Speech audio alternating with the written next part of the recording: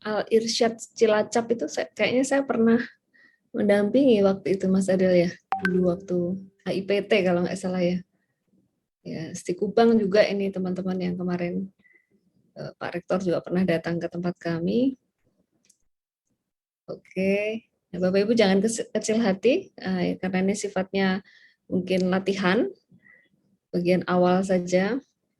Yang dilihat tentu saja tidak pretest dibagikan post-test dikurangi pretest dibagi dua gitu tidak. Nanti kita melihatnya secara menyeluruh.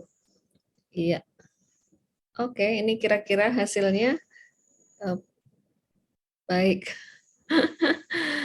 Oke, ini bukan untuk, sekali lagi bukan untuk mengecilkan hati, tetapi untuk memberi semangat kita semua. Terima kasih Mas juga, kita close. Bu Laili dan Bapak Ibu sekalian, kita langsung ke materi, boleh ya? Langsung ke RTM? Ya, silakan Prof. Ya. Minta tolong Mas Adel. Bapak Ibu sekalian, kalau sharingnya, boleh kami bagikan bahwa kami pun melakukan hal yang sama di kampus. Bahwa pelatihan maupun penyegaran buat asesor, buat auditor, begitu ya, itu juga kami lakukan secara bertahap. Misalnya saja, kami harus mengumpulkan teman-teman dosen dengan waktu yang mungkin terbatas, tetapi bukan berarti kami mengabaikan bahwa kalau sibuk terus nggak sempat, terus tahu-tahu jadi auditor gitu, itu tidak kami lakukan. Jadi kami tetap menyusun satu modul sama seperti yang Bapak Ibu laksanakan hari ini, beberapa hari ini, kami sebut sebagai mock-up simulasi audit. Mock-up ini kami buat berbasis kasus dalam satu prodi, kemudian kami olah kalimatnya menjadi satu kasus yang utuh. Nah, salah satu penilaian juga ketika satu kelompok harus berdiskusi. Ini kemarin pertanyaannya adalah, apakah perlu dibuat satu tim yang terdiri dari lead auditor dan anggota? Saran kami, ya seperti itu, kita lakukan dalam bentuk tim. Karena itu salah satu poin penting di dalam menjalankan tugas audit adalah mampu bekerja sama dalam tim. Kemampuan bekerja sama ini juga nanti akan muncul ketika kita menyampaikan dan mengkomunikasikan hasil audit dalam format laporan audit mutu internal dan forum yang kita gunakan untuk menyampaikan hasil audit internal, laporan audit internal adalah rapat tinjauan manajemen atau RTM. Bapak Ibu, kadang-kadang waktu akreditasi kita ditanya, apa yang Bapak Ibu laksanakan dalam rapat tinjauan manajemen? Biasanya semuanya bisa menjawab. Kami menyampaikan hasil temuan kepada auditi, dalam hal ini pimpinan di level universitas dan fakultas. Tapi yang seringkali terlewat adalah jika rapat tinjauan manajemen sudah dijalankan, apa tidak lanjut yang sudah dilaksanakan dan apa bukti bahwa temuan-temuan audit tersebut sudah dijalankan. Ini menjadi PR, kadang-kadang kita terpaku pada RTM saja, tapi lupa melakukan RTL atau rapat tindak lanjut. Baik, kita next. Kemarin sebenarnya Bu Pintam sudah bertanya mengenai gambaran laporan audit mutu internal. Kami sajikan bahwa sistematika laporan AMI tidak harus baku seperti ini, tetapi yang penting komponen-komponen laporan tersebut menggambarkan seluruh aktivitas ketika kita menjalankan audit dan juga hasil dari audit secara menyeluruh. Sebagai auditor, maka tugas kita adalah menyajikan fakta, menyajikan temuan, menyajikan kondisi yang disandingkan dengan kriteria-kriteria yang kita gunakan.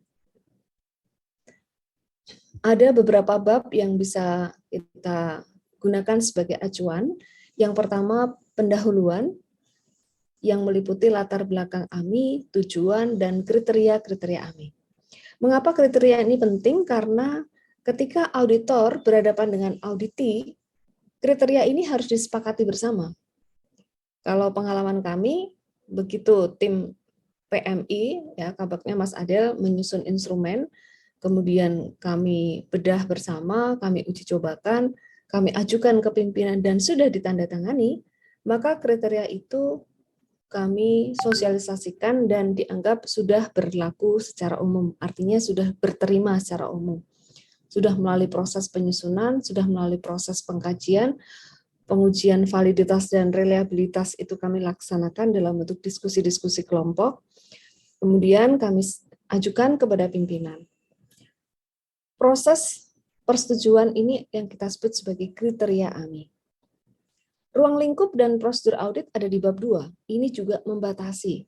Kalau auditor tidak sepakat dengan auditi atas ruang lingkupnya, maka ini juga akan menjadi masalah, karena itu ruang lingkupnya perlu dipercakapkan, perlu disepakati, ditetapkan dalam proses awal kita mau melakukan audit. Misalnya TS-nya. Kemarin ada pertanyaan, TS-nya mau kapan? Kalau kami menggunakan TS-nya 1 tahun penuh, dan ketika tahun fiskalnya sudah selesai. Namun jika Bapak Ibu memutuskan mau setahun 2 kali, karena pimpinan menghendaki AMI-nya lebih intensif begitu, 1 tahun 2 kali, juga silahkan. Nanti yang penting dituliskan dalam ruang lingkup AMI dan periode dari AMI tersebut. Kemudian prosedur AMI Bapak Ibu sampaikan di sini, apakah ada asesmen kecukupan dulu atau langsung pada turun lapangan melakukan asesmen lapangan. Durasi waktu nanti kita akan sampaikan juga di tahap pelaksanaan, mulai dari pembukaan AMI, sebaiknya dilakukan suatu prosesi begitu ya, supaya kita semua sadar bahwa prosesi ini bagian dari menjaga budaya mutu kita. Lalu pelaksanaan asesmen lapangan AMI dilaksanakan pada tanggal berapa, jam berapa. Kalau ada beberapa fakultas dan program studi, kita tuliskan dalam bentuk tabel secara rinci. Kemudian profil auditor AMI, di situ kita tampilkan semua auditor yang sudah lulus dalam pelatihan AMI. Sebaiknya diberikan penyegaran setiap tahun, sehingga Bu Bintam nanti setiap tahun juga perlu refreshing di internal begitu. Bisa saja yang melatih Bapak Ibu sendiri atau mendatangkan dari luar setelah direkomendasikan dari LDikti. Kendala pelaksanaan AMI ini adalah bagian dari hasil kuesioner yang Bapak Ibu bagikan ketika selesai audit. Jadi Bapak Ibu susun satu kuesioner, kemudian kuesioner itu dibagikan, dan hasilnya kita cantumkan di laporan AMI.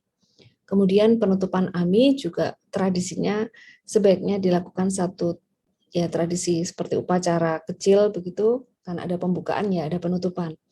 Pada saat penutupan AMI, kalau kami sebut ya laporan AMI ini kami sajikan dalam penutupan AMI, RTM-nya itu kami lakukan pada saat penutupan AMI. Kami 2 tahun terakhir ini karena pandemi maka kami melakukan RTM secara daring yang dihadiri semua dekan, Kadep, Kaprodi, penjaminan mutu fakultas, dan Prodi dalam satu forum RTM. Disitulah kami sajikan hasil temuan AMI. Karena RTM-nya kami buat 2 level, level pimpinan universitas dulu, kami yang presentasi dari LPM. Ketika pimpinan sudah setuju dengan temuan-temuan kami, maka kami menyampaikan dalam forum yang lebih luas, yaitu forum RTM yang dihadiri semua level di universitas, fakultas, program studi. Termasuk kepala biro dan unit juga kami undang. Karena selain AMI, kami juga melaksanakan satu audit yang dengan ruang lingkup Key Performance Indicator untuk biro, unit, dan lembaga. Bab 4, kita sajikan temuan AMI yang meliputi temuan yang sifatnya minor dan temuan yang sifatnya mayor. Lalu kami sampaikan rekomendasi dan diakhiri dengan penutup berupa simpulan dan saran. Nah, inilah sistematika secara menyeluruh. Bapak Ibu bisa melakukan modifikasi sesuai dengan kebutuhan masing-masing. Ya, oke, next.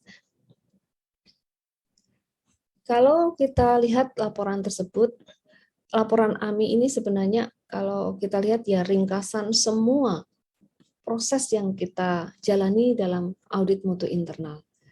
Mohon laporan AMI dinyatakan dengan kalimat-kalimat yang jelas, tidak terlalu bertele-tele, kalimatnya lugas, sehingga ketika pembaca membaca ringkasan, ini seperti saripati atau abstrak begitu, pembaca dapat mengetahui gambaran umum dari isi laporan.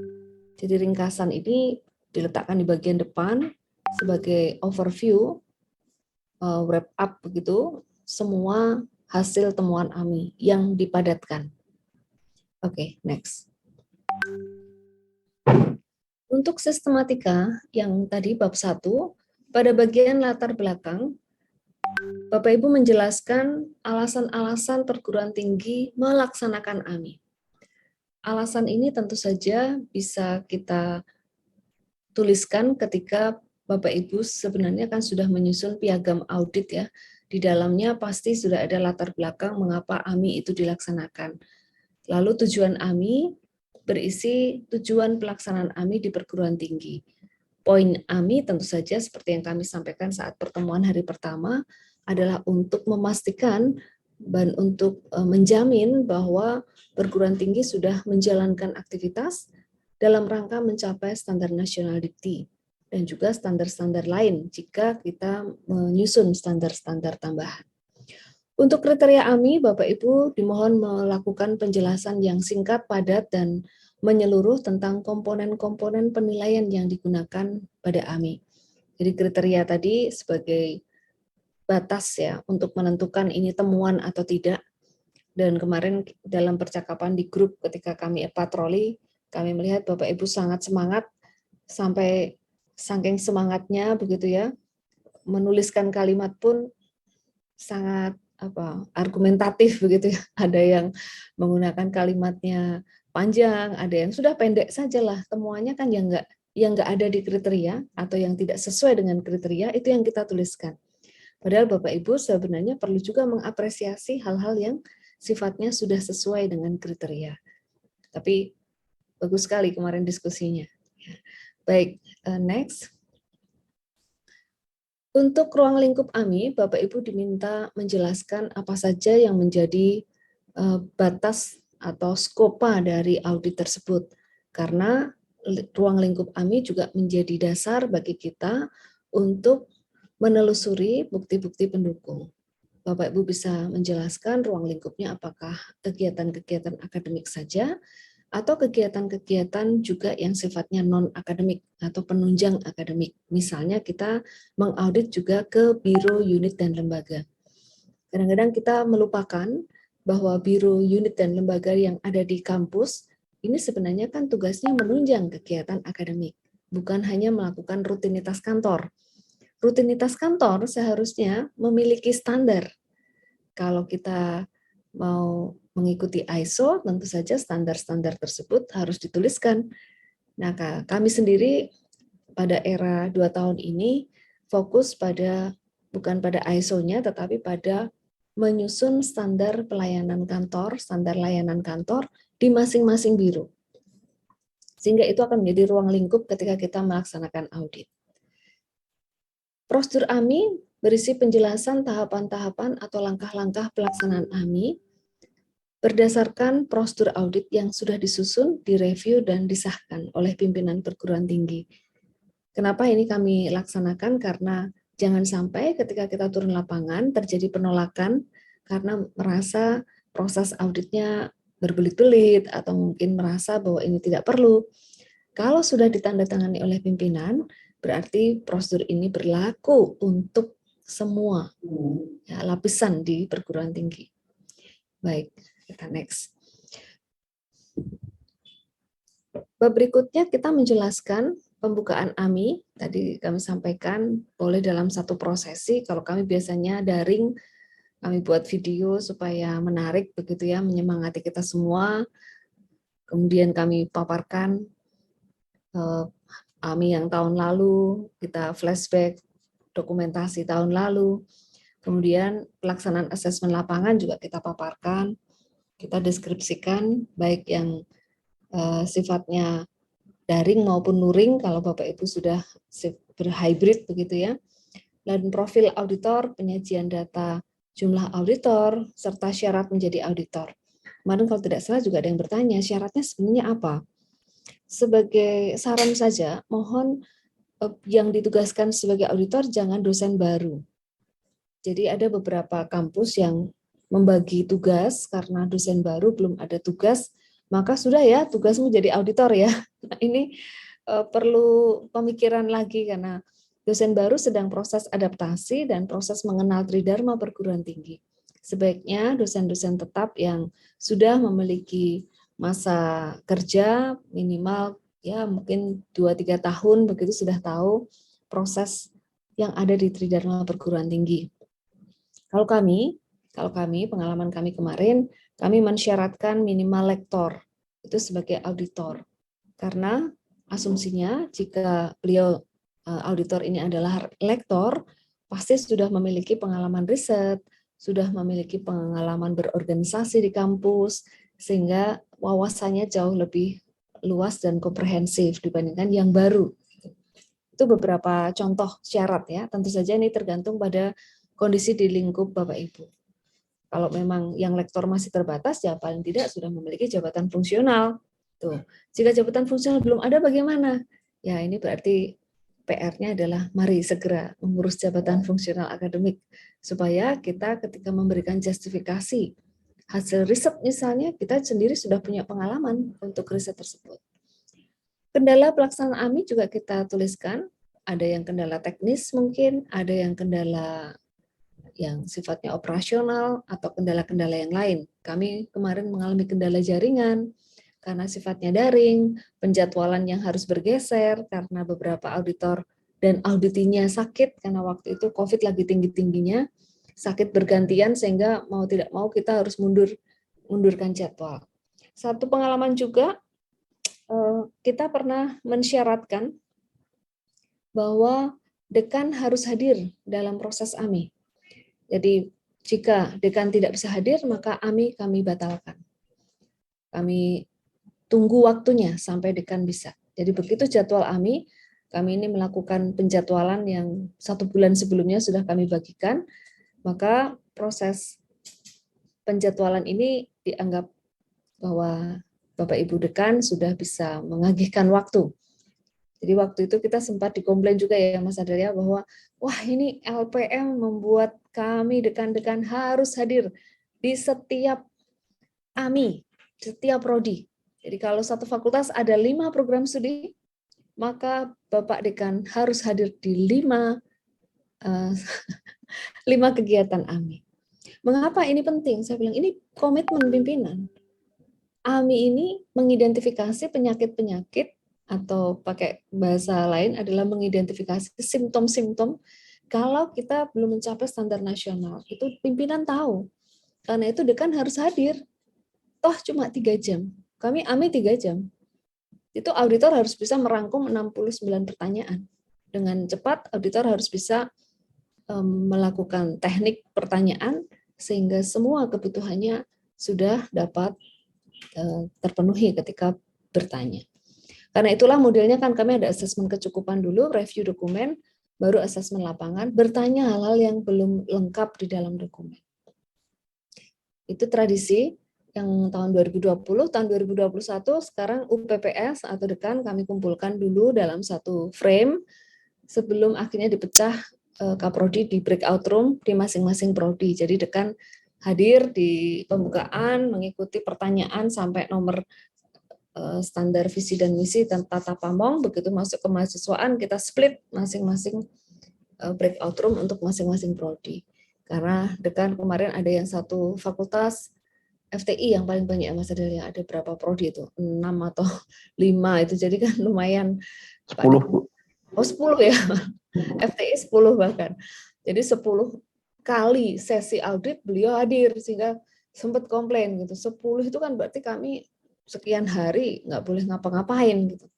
Ya oke, kita cari titik tengahnya yaitu dekan hadir untuk kriteria 1 dan 2, kemudian berikutnya di masing-masing prodi. Kemudian poin E adalah penutupan AMI, yaitu laporan kegiatan penutupan AMI yang tadi kami sebut sebagai media untuk kami menyampaikan hasil temuan dalam RTA. Oke, next. Bapak Ibu, kemarin kita sudah praktek mengidentifikasi mana temuan-temuan yang minor, mana temuan-temuan yang mayor. Nah, Rekapitulasi temuan minor dan mayor ini kita sajikan di dalam laporan AMI dan Bapak Ibu sajikan ketika RTM. Jadi kita membuat ringkasan temuan-temuan minor yang tidak berdampak negatif, tidak signifikan bagi prodi, tetapi temuan tersebut berpotensi akan menghambat perkembangan prodi di masa yang akan datang. Biasanya temuan-temuan minor adalah temuan-temuan yang sifatnya administratif, begitu, taktis, sehingga bisa di follow up dalam jangka waktu yang lebih pendek, bisa hitungannya 2-3 bulan saja. Temuan minor ini akan bisa diselesaikan. Waktu tindak lanjut, Bapak Ibu bisa menyusun suatu tindak lanjut yang durasi waktunya pendek, ya. Tapi kalau temuan mayor, karena sifatnya ini berdampak negatif dan sangat signifikan, maka temuan mayor ini membutuhkan waktu yang cukup panjang atau lebih lama dibandingkan temuan minor. Misalnya saja, kita harus merubah peraturan akademik. Misalnya saja kita harus menyusun suatu kebijakan yang sifatnya mengikat, karena kita harus mendiskusikan dalam tim task force, lalu kita harus membawa ke Senat, kemudian baru ditetapkan oleh rektor. Ini kan butuh waktu yang panjang. Maka temuan-temuan mayor ini akan membutuhkan waktu yang lebih lama dibandingkan yang minor. Mengapa ini kami minta Bapak Ibu sajikan?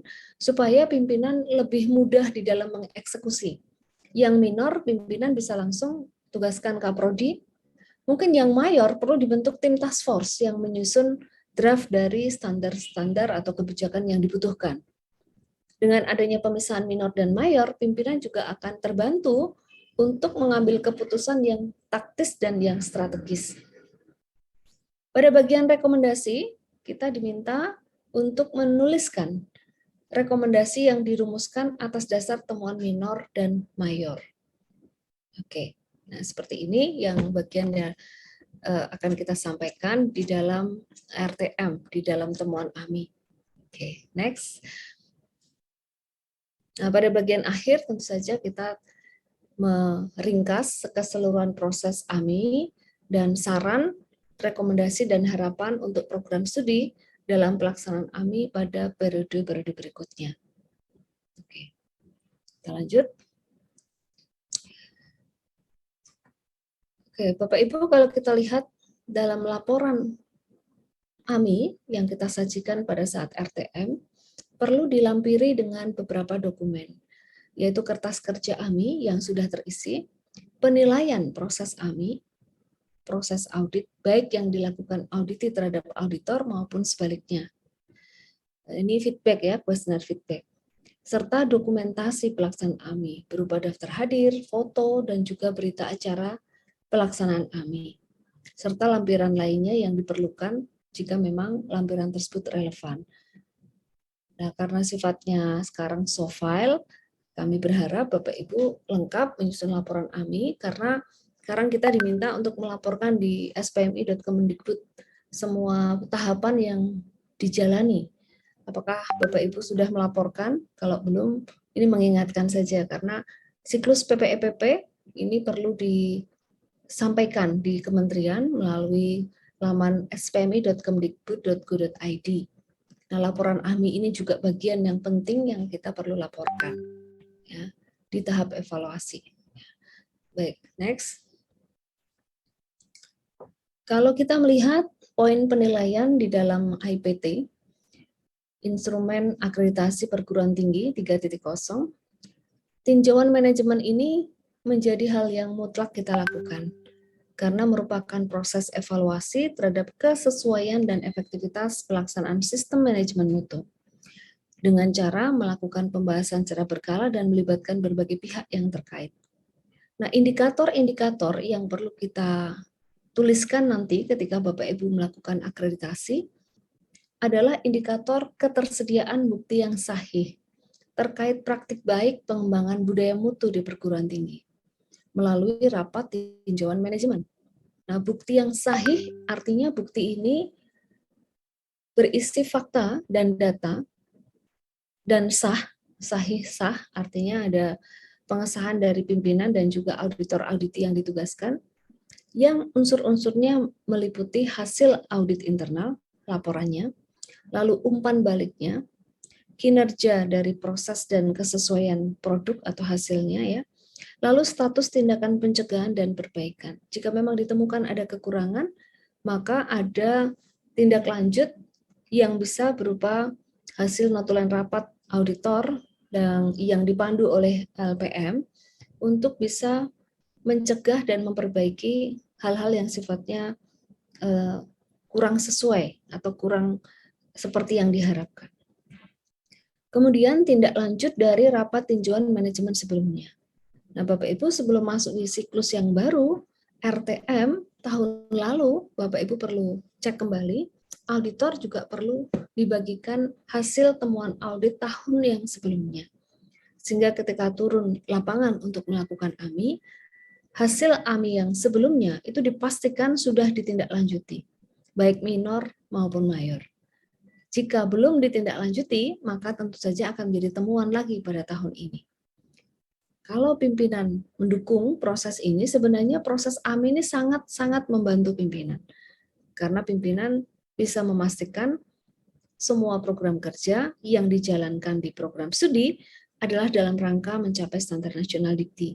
Nah, proses AMI ini kan proses yang membantu pimpinan untuk memastikan hal tersebut. Perubahan-perubahan yang dapat mempengaruhi sistem penyamanan mutu juga kita paparkan di dalam bagian dari pengembangan budaya mutu. Perubahan bisa perubahan regulasi, bisa perubahan tatanan seperti yang sekarang kita hadapi. Yang semula kita laksanakan selalu tatap muka menjadi mekanismenya tatap daring. Ini kan perubahan yang bisa mempengaruhi sistem penyamanan mutu. Apakah proses pembelajaran tersebut ketika daring bisa dipastikan mutunya. Serta rekomendasi untuk meningkatkan. Nah, kalau kita ingin mendapat skor 4 di dalam AIPT, maka perguruan tinggi, ini ada angka 4 karena ini skor 4, memiliki bukti yang sahih terkait praktik baik pengembangan budaya mutu melalui rapat tinjauan manajemen. Yang agenda rapatnya ada 7 unsur tadi, Bapak Ibu. 1, 2, 3, 4, 5, 6, sampai 7 tadi. Itu adalah bagian agenda rapat RTM. Bisa dilaksanakan secara berlapis juga, tadi level universitas sendiri, lalu level fakultas sendiri. Kalau dilaksanakan bersamaan juga tidak apa-apa, namun kami membutuhkan media komunikasi dengan pimpinan, supaya pimpinan ini sebelum temuan tersebut kami bagikan di forum, pimpinan juga lebih tahu lebih dulu, ya, tahu artinya memahami lebih dulu sehingga tidak ada miskomunikasi ketika kami menyampaikan temuan-temuan. Ya, karena pasti tidak enak ya, kalau kita menyampaikan ketidaksesuaian dalam satu forum dan pimpinan belum tahu. Kemudian rasanya seperti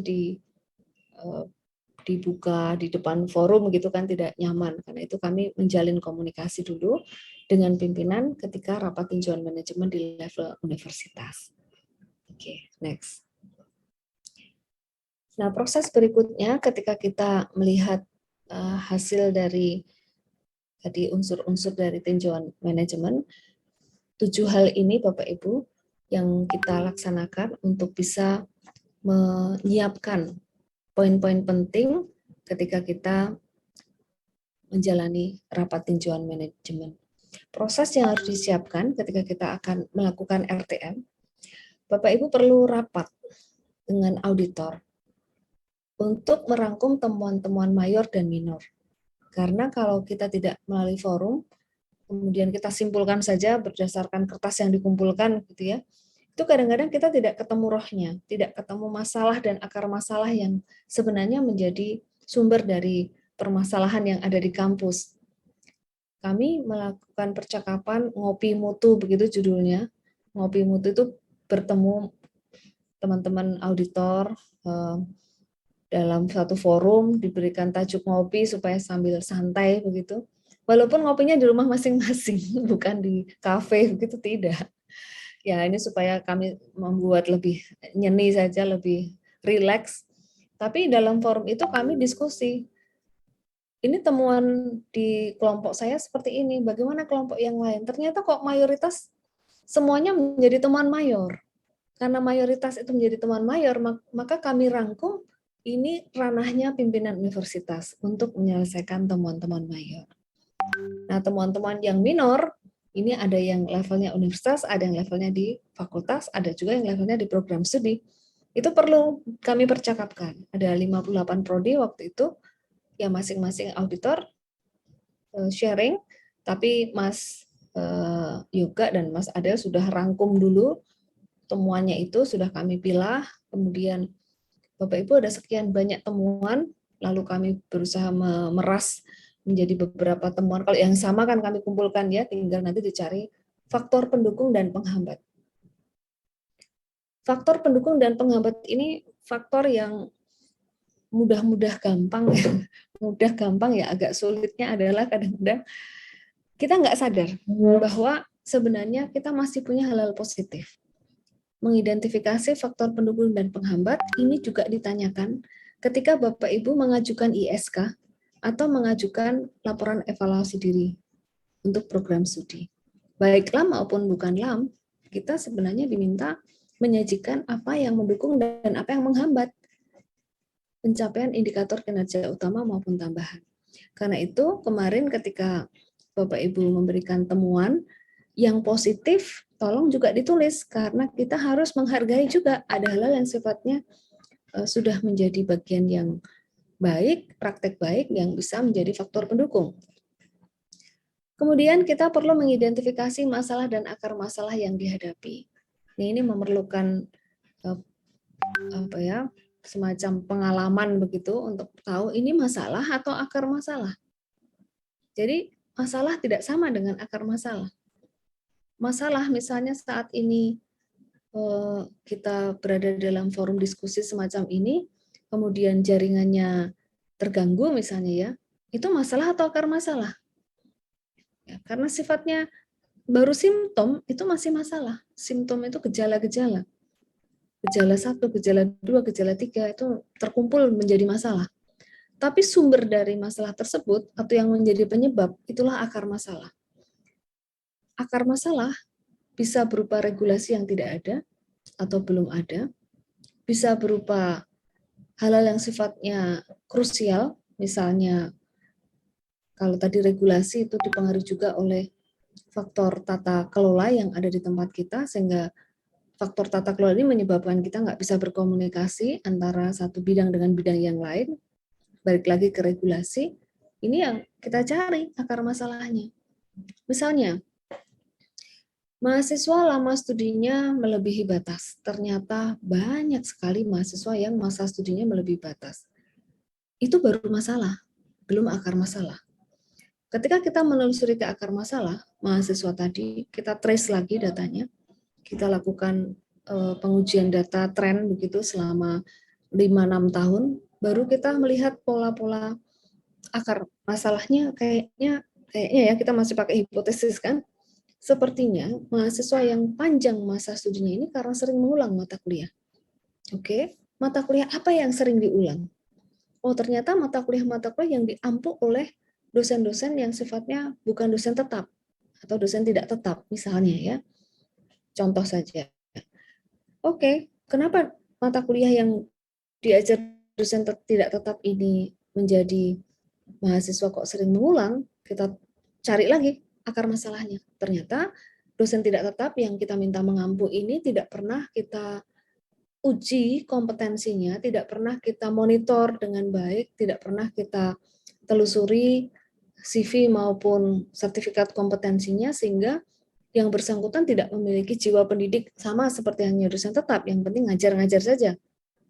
Oke, itu akar masalah. Maka tindak lanjutnya adalah regulasi, kebijakan untuk menyaring atau untuk memonitor juga dosen tidak tetap dalam mengajar.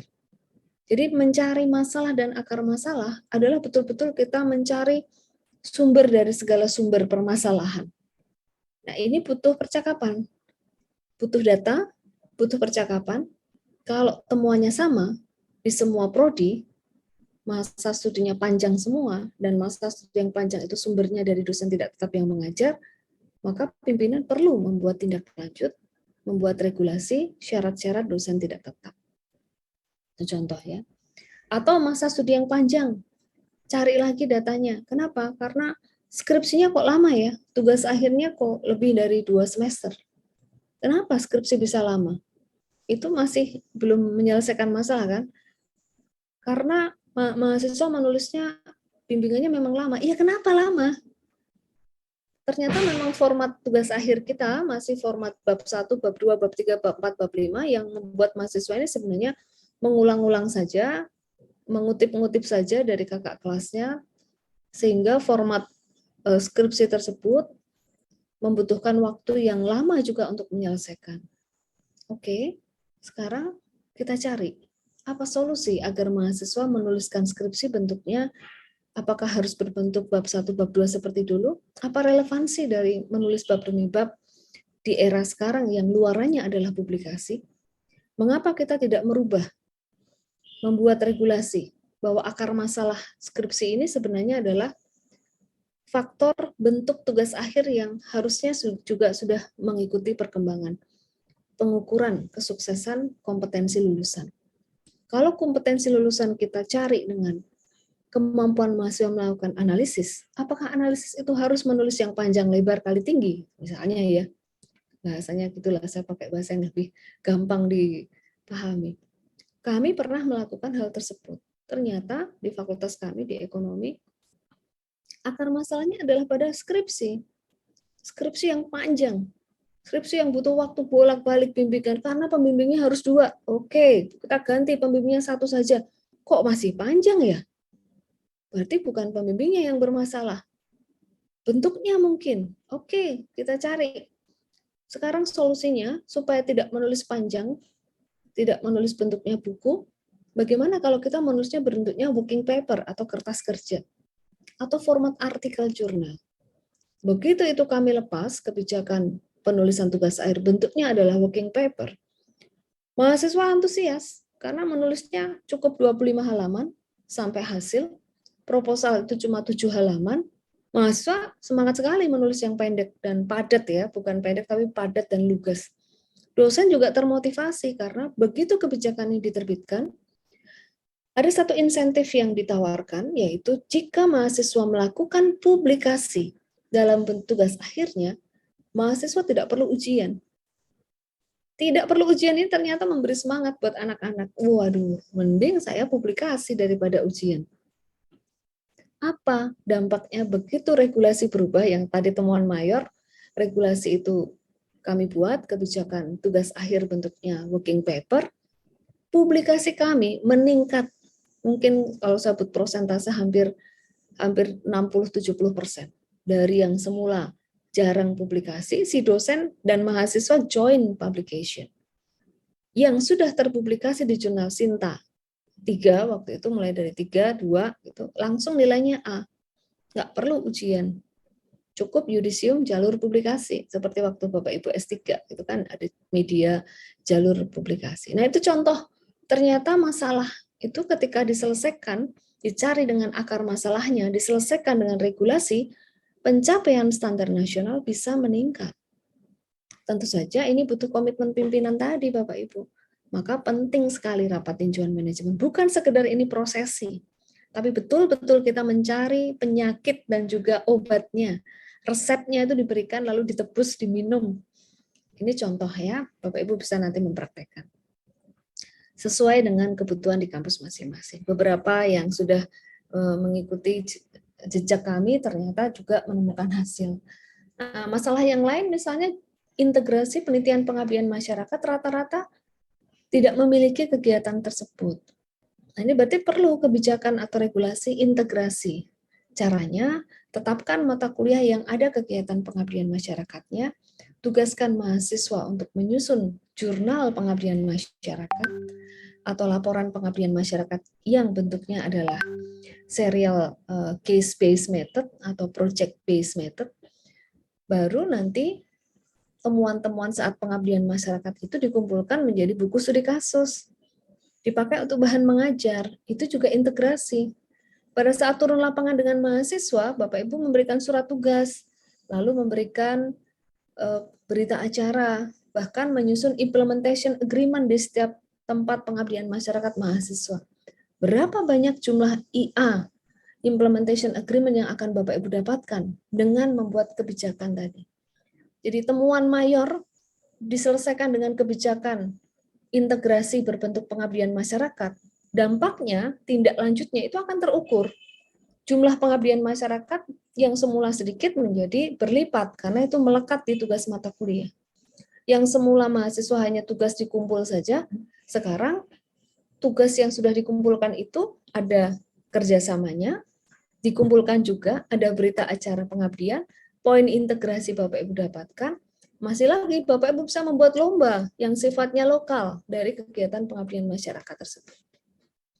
Jadi satu masalah, dengan akar masalah, tindak lanjutnya nanti akan berdampak pada peningkatan kualitas, kuantitas pengabdian masyarakat, dan integrasi pengabdian masyarakat ke mata kuliah.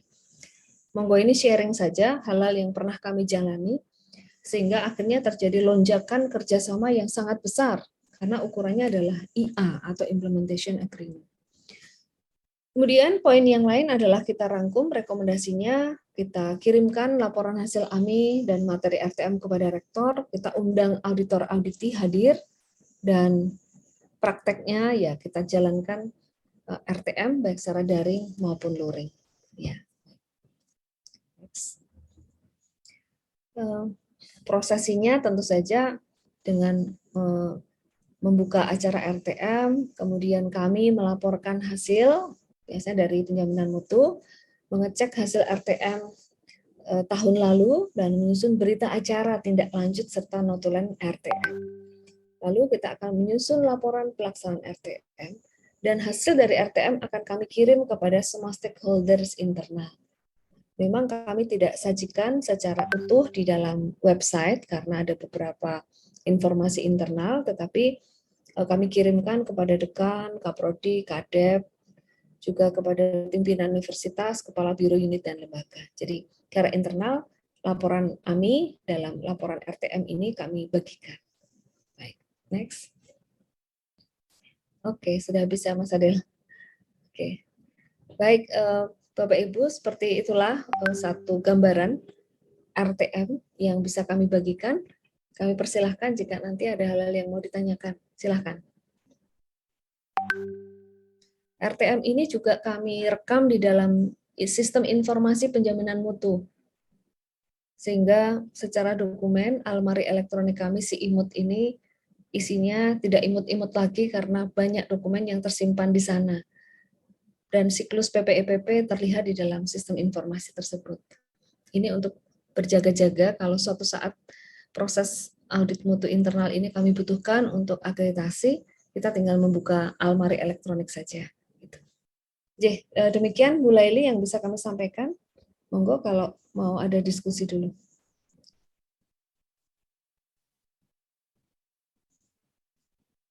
Ya, terima kasih Prof yang sudah memberikan materi pada siang hari ini terkait dengan tinjauan manajemen. Baik, untuk sesi selanjutnya akan kami buka tentang tanya jawab. Mungkin dari Bapak Ibu para peserta pelatihan AMI ini sudah ngelis beberapa pertanyaan yang ingin disampaikan kepada para narasumber kita. Monggo saya persilakan kepada para Bapak Ibu untuk bisa bertanya kepada para narasumber. Terima kasih.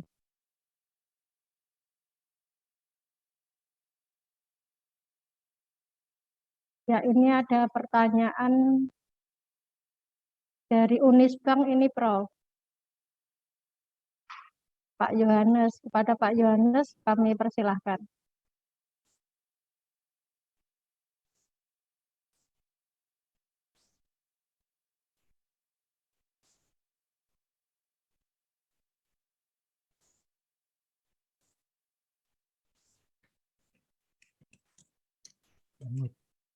Oke, sudah bisa masuk sekarang. Nah ini, kadang ketika kita melakukan audit, itu tidak ada titik temu antara auditor dengan auditi. Nah sehingga berita acara audit itu tidak bisa ditandatangani oleh kedua belah pihak. Nah kalau ketemu hal-hal seperti itu, lantas tindakan apa yang kita lakukan? Apakah nanti berita acara auditnya itu hanya semacam catatan bahwa tidak ada titik temu atau mungkin ada trik solusi bagaimana kalau tidak ada titik temu antara auditor dengan auditi. Terima kasih. Baik, Pak Suhari, terima kasih. Kita langsung jawab atau ditampung dulu, Ibu? Kita tampung dulu ya, Prof. Ini ada antrian beberapa lagi. Ini dari Tikes Bakti Utama, Pati. Oke, kami persilahkan.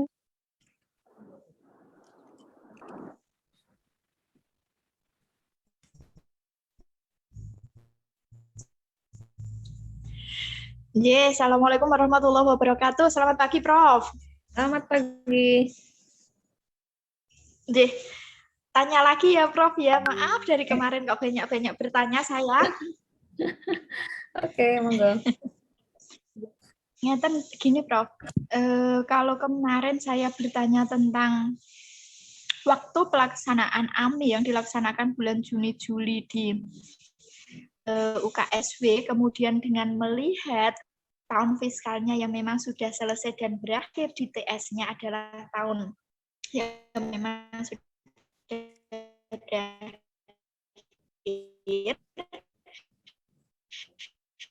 dengan adanya RTM ini adalah tindak lanjut dari hasil temuan. Aduh, halo? Ya, Bu. Tindak lanjut, ya.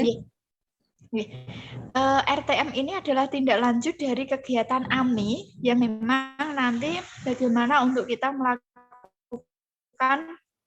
memastikan rekomendasi-rekomendasi itu dijalankan. Ngoten nggih, Prof nggih? Ya, betul, Bu.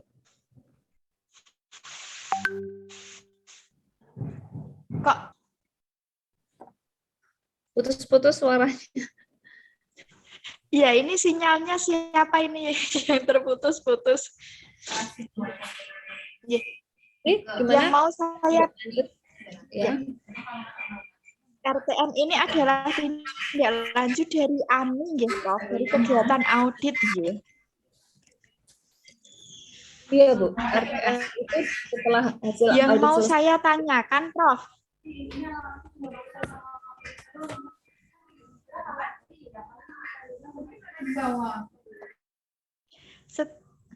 Suaranya Prof putus-putus, Prof.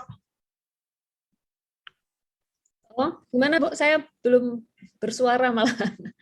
Monggo, lanjut. Pertanyaannya bagaimana? Suara. Oke, lanjut. Berarti RTM yang mau saya tanya yang utuh ya, Prof ya. Kalau misalnya hasil dari temuan audit nanti akan bisa digunakan sebagai inputan dalam penyusunan rencana kerja tahunan. Apakah itu kan juga bisa menjadi salah satu inputan?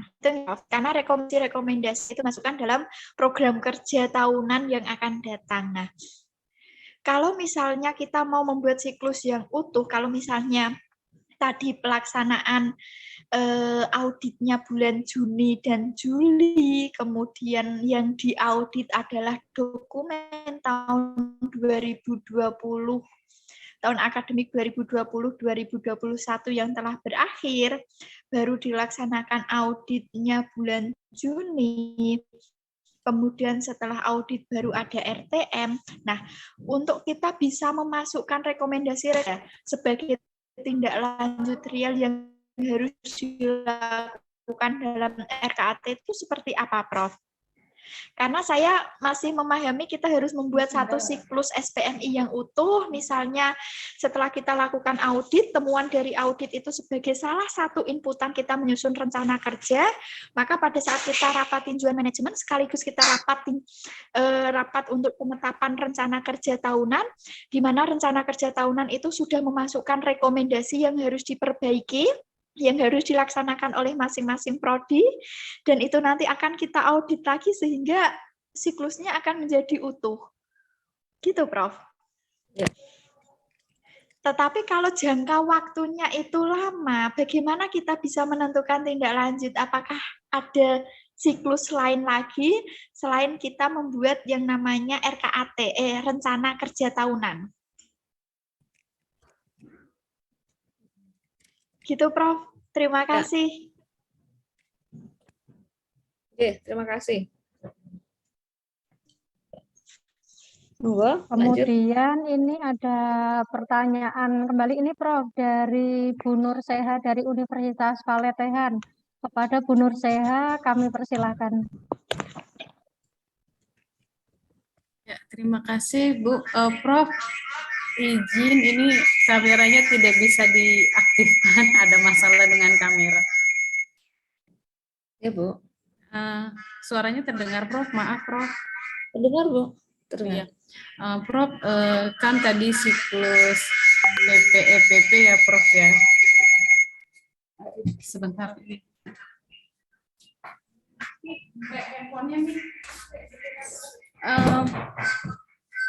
Untuk rencana setelah melakukan RTJM itu pas kita melakukan rencana tindak lanjut ya Prof ya. Ya. Nah untuk rencana tindak lanjut itu tadi Prof menyampaikan kan ada disampaikan sesuai dengan level ya Prof ya. Rektorat, kemudian prodi, fakultas ataupun prodi. Nah, untuk rencana tindak lanjutnya itu sebaiknya waktu yang diberikan dengan audit itu berapa lama ya, Prof ya? Kemudian kesepakatan waktunya seperti apa, kita memberikan waktunya berapa lama. Kemudian ada pertanyaan selanjutnya, Prof, ini mungkin sedikit menyimpang, tapi masih tentang audit gitu ya. Kami di Universitas Paletehan seperti yang disampaikan oleh Bu Wiwi kemarin, untuk GKM-nya adalah memang oleh Sekretaris Prodi ya. Kaprodi pun masuk begitu ya sebagai pengawas. Nah, sebaiknya seperti apa? Karena waktu saya terakhir pelatihan di KJM KJM UGM itu memang lebih saya lihat itu disampaikannya adalah Sekretaris Prodi begitu Prof.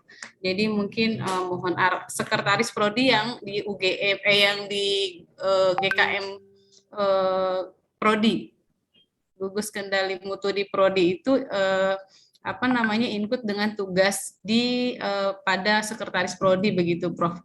Mungkin nanti kami bisa diberikan pencerahan apakah memang harus Sekretaris Prodi atau seperti yang Prof sampaikan kemarin bahwa bisa diberikan kepada dosen begitu ya Prof ya, yang lebih independen untuk menilai Prodi begitu. Mungkin itu Prof pertanyaannya. Terima kasih Prof. Ya, terima kasih Bu. Ya, terima kasih Bu Nur Seha, Prof. Ini ada satu lagi sepertinya Prof yang tadi raise hand dari Akbar Al Hikmah Brebes. Ya, monggo.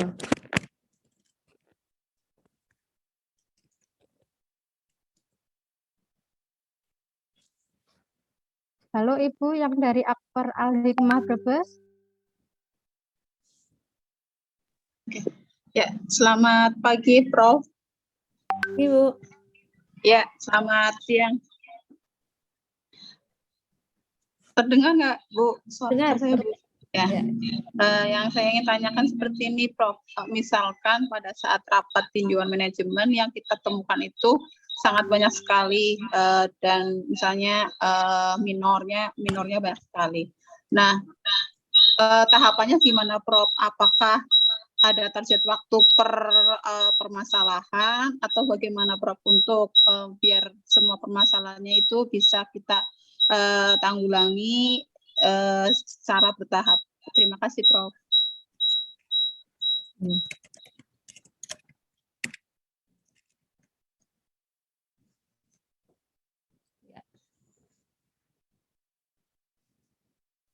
Baik, ada lagi atau cukup? Mungkin bisa dijawab dulu ya Prof. Baik. Ya.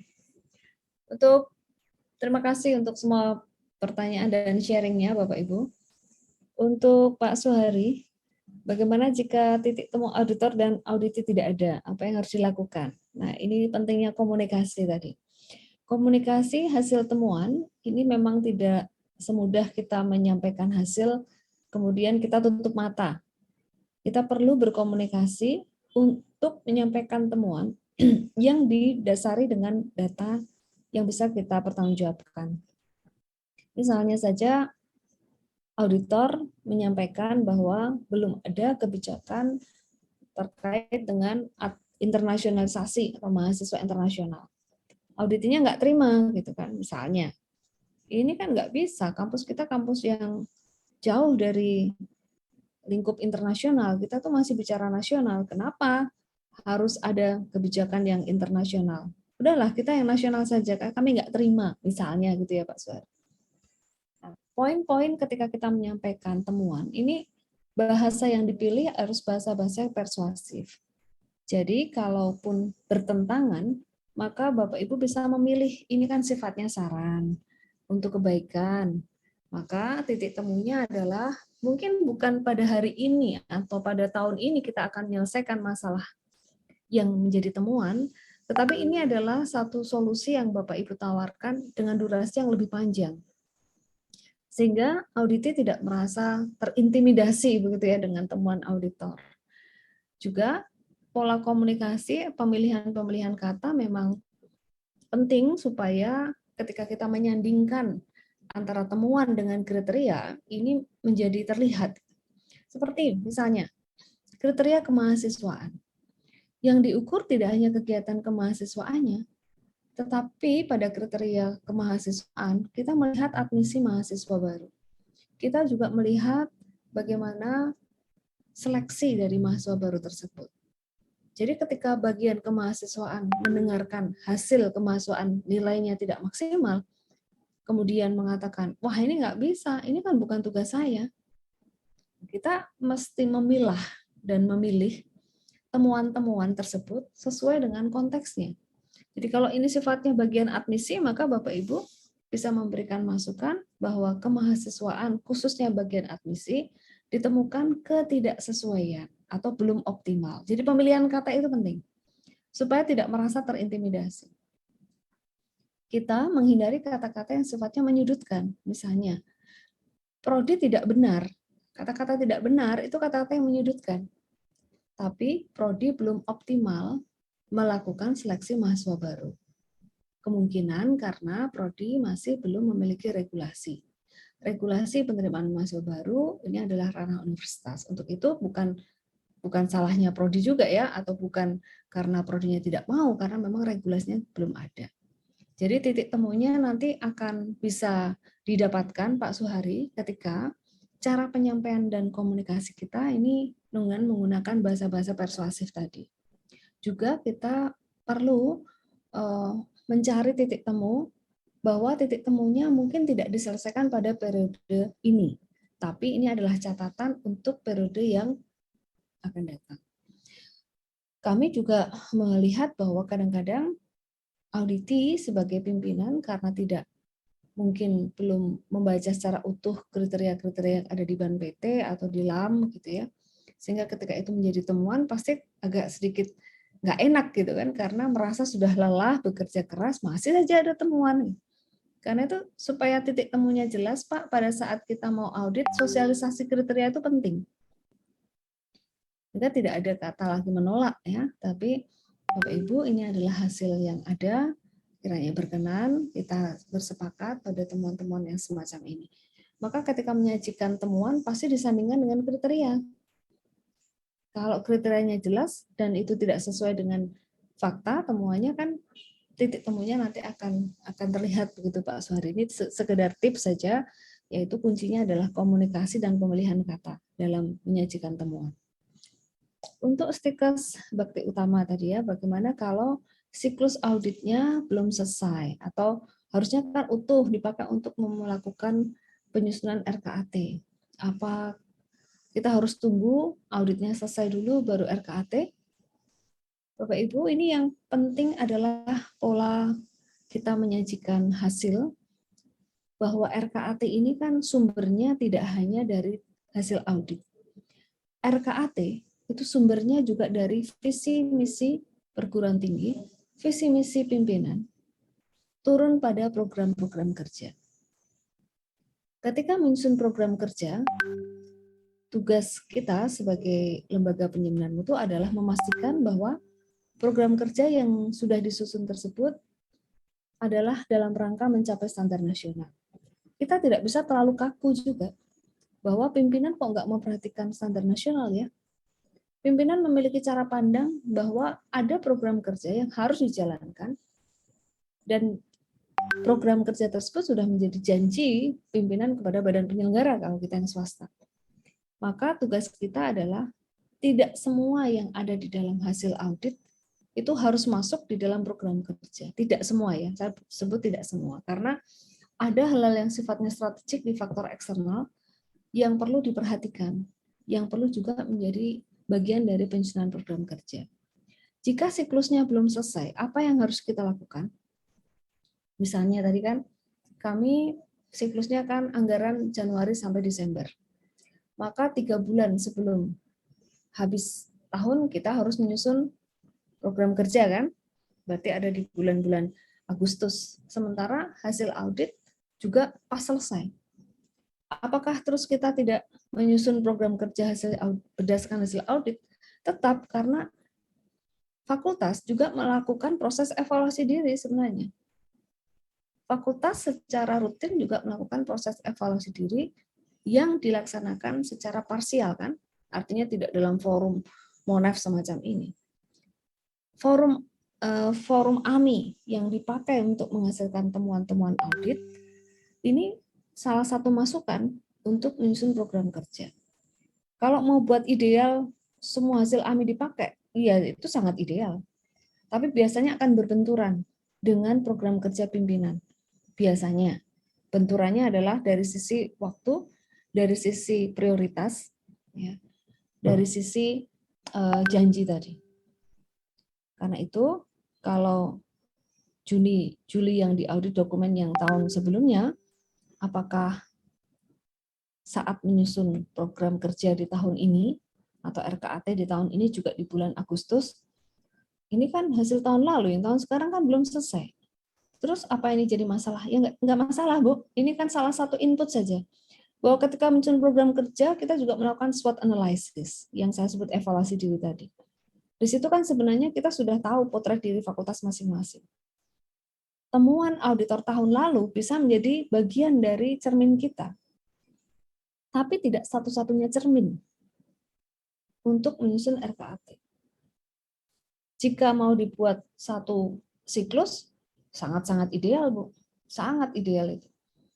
Bahwa program kerja pimpinan nyambung ke indikator kinerja utama, nyambung ke indikator kinerja BAN PT atau LAM, nyambung menjadi indikatornya AMI, menyambung menjadi program kerja. Itu sangat ideal. Tetapi kita juga harus memperhatikan bahwa dalam siklus tata kelola ada hal-hal yang tidak bisa kita paksakan, bahwa harus hasil AMI dipakai, harus. AMI itu salah satu cerminan saja, salah satu cermin. Ya. AMI penting, sangat penting, karena pimpinan juga perlu hal-hal yang sifatnya krusial tadi, strategik, simptom-simptom masalah. Dengan adanya AMI, maka pimpinan bisa membentuk tim task force untuk menyusun temuan-temuan tadi. Terlambat atau tidak, menurut saya ini proses yang bisa dipakai untuk siklusnya tadi ya, kalau Ibu pakai istilah apa tadi, utuh siklusnya. Kalau mau utuh juga bagus, Bu, itu ideal. Tapi jika tidak utuh, Ibu bisa potong-potong pada saat kita menyusun siklus AMI, fokusnya adalah menyelesaikan tahun akademik dan tahun fiskal. Hasil audit 2020-2021 itu menjadi masukan yang seharusnya kita pakai untuk menyusun RKAT. Jika tidak, masukannya dari mana? Kita kan juga melakukan evaluasi internal sebenarnya di fakultas. Ada temuan-temuan yang tahun sebelumnya juga dicek lagi tindak lanjutnya, atau ada target-target yang akhirnya dikejar sebagai bagian dari kita mencapai visi dari pimpinan. Gitu. Jadi apakah ada siklus lagi untuk RKAT? Tentu saja siklus tata kelola ya Bu ya. Saya sebut itu siklus tata kelola. Kalau Ibu mau menyusun RKAT, di situ ada durasi waktu untuk penyusunan program kerja, dan program kerja dasarnya adalah target pimpinan serta capaian dari SNDT, silahkan Bu, itu dipakai. Tapi jika AMI-nya belum selesai, kita harus sudah nyusun RKAT. Ya, jangan terus RKAT-nya nggak disusun, tapi tetap disusun. Jika nanti ada perubahan-perubahan, target-target, toh IKU-nya kan tidak berubah. IKU-nya atau indikator-indikator yang menjadi target kan sebenarnya sudah ada di dalam SPMI. Jadi sebenarnya nggak ada masalah. Ketika AMI belum selesai, IKU-nya kan sudah Ibu tetapkan. Jadi program kerjanya juga mengacu pada indikator kinerja utama yang sudah ditetapkan. Gitu ya Bu ya. Semoga bisa dipahami. Untuk Valetehan, Bu Nur Seha, setelah RTM dilakukan RTL. Betul Bu. Dilakukan rapat tindak lanjut. Nah, rapat tindak lanjut ini dilakukan secara internal. Kalau RTM itu antara auditor dan auditi, rapat tindak lanjutnya silahkan dilaksanakan secara internal di fakultas dan prodi masing-masing. Bisa dengan bantuan penjaga mutu di level fakultas dan prodi. Waktu yang diberikan berapa lama? Sekali lagi tergantung ya Bu ya, tadi temuan minor atau mayornya dan kekuatan kita. Idealnya satu siklus itu kan diselesaikan, tindak lanjutnya pada siklus itu. Namun jika membutuhkan waktu yang panjang, Ibu bisa melampaui siklusnya. Misalnya tadi peraturan akademik nggak mungkin diselesaikan dalam waktu 2-3 bulan. Ini ternyata siklusnya 1 tahun, karena harus rapat dan uji coba draft peraturan. Silahkan Bu, itu juga tidak masalah. Yang penting saat menyusun berita acara tindak lanjut, Ibu memberikan justifikasi. Mengapa ini 3 bulan, ada yang mayor sampai 1 tahun. Maksimal kalau kami sarankan tidak lebih dari 1 tahun. Karena kalau lebih dari 1 tahun, maka nanti akan jadi temuan lagi di tahun berikutnya. Gitu. Untuk sekretaris prodi tadi ya, apakah boleh atau dosen yang melakukan audit? Kita tidak bisa menjustifikasi langsung ya Bu ya. Tentu saja ini kan kapasitas sumber daya kita kan bervariasi. Yang penting ketika proses monef atau audit ini tidak dilaksanakan oleh yang menjalankan aktivitas operasionalnya. Artinya jangan sampai kita memonef diri kita sendiri. Tapi kalau monef antar prodi silahkan. Misalnya prodi kaprodi yang fakultas 1 gitu mengaudit kaprodi di fakultas lain. Itu silahkan, karena kita juga terbatas sumber daya, Ibu bisa melakukan saling silang gitu, untuk hasil audit. Lalu RTM-nya tentu saja karena itu bagian dari proses audit, pimpinan sebagai auditi akan bertemu dengan auditor yang mungkin juga kaprodi di tempat lain. Yang penting ruang lingkup tersebut dan kriteria tersebut ditetapkan lebih dulu di dalam piagam audit. Untuk aktor hikmah saat RTM banyak sekali minornya, apakah boleh ditanggulangi secara bertahap? Boleh Bu, karena memang tadi ya kita punya keterbatasan pelaksanaan, maka RTM yang dijalankan atau yang diputuskan, temuan-temuan yang minor tadi Ibu bisa membuat durasi waktu, karena sumber dayanya juga terbatas. 3 bulan pertama yang diselesaikan masalah ABCD dulu, nanti berikutnya yang lain. Mungkin juga Bu, kalau Ibu punya taruhlah 100 pertanyaan begitu ya, itu jangan menganggap bahwa 100 pertanyaan itu masalahnya beda-beda. Barangkali pertanyaan 1 dan 20 dan 70 misalnya, itu ternyata akar masalahnya sama. Jadi kita tinggal memeras menjadi masalah dan akar masalah yang jumlahnya tidak sebanyak yang temuan kita. Jadi semua temuan itu tidak langsung dijadikan masalah dan akar masalah, tapi akar masalahnya mungkin bersumber pada satu akar masalah untuk beberapa temuan. Sehingga secara waktu akan lebih terkendali dalam melakukan tindak lanjut. Demikian ya, Bu Laili yang bisa kami sampaikan. Oke, Prof, sepertinya ini diskusinya sangat menarik sekali, Prof. Sampai di jam 10.20 masih ada yang ingin mengajukan pertanyaan. Mungkin masih bisa disambung pertanyaan lagi nggak, Prof, sebelum masuk ke kelompok kecil? Ya, silakan. Oke. Ini ada pertanyaan dari Bu Wiwi dari Universitas Valetehan. Bu Wiwi.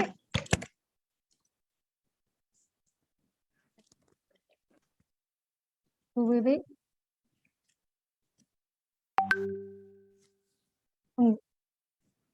Oke, mungkin Bu Wiwi masih terkendala sinyal, mungkin bisa saya alihkan sambil menunggu. Oh, Bu Wiwi-nya sudah hadir ini. Bu Wiwi, Ya, Bu oke, saya Laili. persilakan untuk mengajukan pertanyaan. Baik, terima kasih. Semoga sinyalnya tidak bermasalah ya. Cuma videonya rada burem tuh di situ. Sebenarnya di kolom chat udah saya tulis sih, takut mengantisipasi permasalahan sinyal. Jadi intinya bahwa pertanyaan saya gini, Prof. Kami itu kalau di Paletehan biasanya makan AMI, kemudian di situ ada temuan, lalu kami berikan rekomendasi. Dari rekomendasi tersebut kemudian diharapkan Prodi melakukan tindak lanjut begitu ya, rencana tindak lanjutnya apa. Nah, memang kadang-kadang berhentinya sampai di situ. Tapi pada umumnya biasanya kami akan membahas temuan-temuan AMI itu di rapat pimpinan. Jadi di kami itu ada rutin rapat pimpinan setiap awal bulan. Nah, dan tentunya di rapat pimpinan tersebut LPM juga diundang gitu ya, di LPM diundang untuk menyampaikan program kerja dan hal-hal apa saja yang terkait dengan kegiatan LPM. Nah, di salah satunya adalah kami menyampaikan laporan AMI dan di situ termasuk progres capaian AMI dari semua fakultas yang ada di lingkungan kami. Nah, pertanyaannya apakah kemudian ini diperbolehkan gitu ya, RTM itu boleh dilakukan bersamaan dengan kegiatan rapat akademik pimpinan atau tidak gitu ya. Itu saja dulu Prof. Terima kasih atas Baik, Bu. kesempatannya. Terima kasih. Oke, Prof, Ibu. ini kita tampung dulu ya, Prof. Kayaknya masih ada yang mau bertanya lagi untuk dua penanya ini, Prof. Ini pertanyaan yang selanjutnya dari Bu Pintam, dari Universitas Anur. Kepada Bu Pintam, kami persilakan. Terima kasih, selamat pagi Prof. Mohon maaf banyak lagi ini terkait dengan kegiatan AMI dan RTM. Yang pertama yang ingin saya tanyakan pada kesempatan kali ini, bolehkah auditor yang nanti akan mengaudit di masing-masing unit dan program studi itu berasal dari LPM itu sendiri. Nyuwun sewu, mungkin kami masih keterbatasan sumber daya manusia. Kebetulan seperti di LPM kami isinya ini dari prodi kebidanan semua. Dari D3 kebidanan ada 2 orang, dari S1 kebidanan ada 3 orang. Kemudian yang isinya di prodi itu juga terbatas, misalkan di D3 itu kan hanya berisi 6 orang. Nah, itu apakah boleh kami yang orang-orang LPM ini juga ikut menjadi auditor di prodi atau kami tunjuk dari teman-teman yang lain. Kebetulan karena memang SDM terbatas, akhirnya kan kami juga tugasnya ada yang nyuwun sewu mungkin double.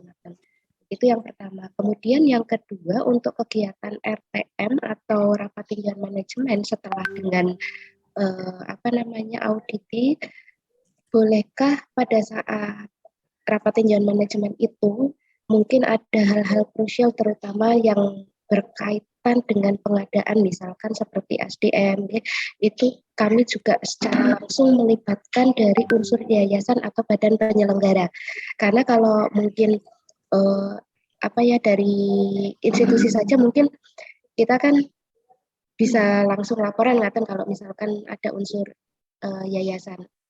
Kemudian yang ketiga, di hari pertama kemarin Prof menyampaikan bahwasanya untuk kegiatan audit akademik dan non-akademik selain keuangan itu bisa dilakukan di AMI, sedangkan yang keuangan itu kan berbeda.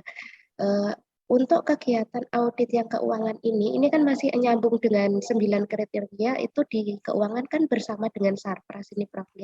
Untuk kegiatan audit keuangan ini apakah juga nanti juga dilaporkan ke LPM atau berdiri sendiri di bagian keuangannya? Mungkin itu Prof. Matur suwun. Oke, Bu Pintam, terima kasih pertanyaannya. Ini ada satu lagi nih, Prof, dari Bu Zahrotul Abid Surya Mandiri. Ya. Oke, kami persilakan.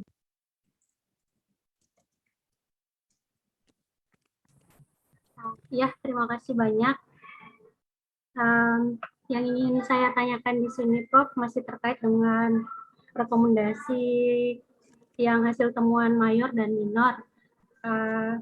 Ada tidak best practice-nya seperti apa agar bahasa yang persuasif yang kita rekomendasikan kepada pihak yang kita audit itu perbedaan antara temuan mayor dan minor, sehingga ada istilahnya nih persepsi yang ada di audit itu tidak menganggap bahwa ini rekomendasi yang bersifat sama saja, jadi bisa ditunda atau bahkan malah terjadi prokrastinasi terhadap para unit yang diaudit, sehingga tidak terjadi hal yang sia-sia padahal kita udah jadikan ini sebuah temuan. Mungkin itu, Prof. Terima kasih.